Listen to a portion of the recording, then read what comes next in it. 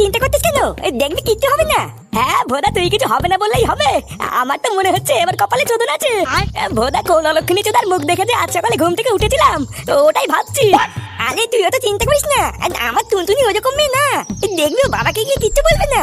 হ্যাঁ ঠিকই বলেছিস, বাবাকে গিয়ে কিছুই বলবে না, শুধু চিঠিটা দিয়ে আমাকে দেখিয়ে দেবে। ভোদা, আমি যে এখন কোথায় লুকাই আমি তো কিছুই বুঝতে পারছি না। বালা, তো দেখতে ভয়ে গাল ফেটে গেছে। এই চুদির ভাই, আমার কি হবে এটা ভেবে আমি ভয়ে মরে আছি। আর তুই রাত কালাচ্ছিস? ঢ্যামনা তো দাঁড়া না, একবার চিঠিটা খুলে পড়লেই তো জানতে পারবে কে চিঠিটা লিখেছে। তখন তো দাঁত কেলানো বেরিয়ে যাবে।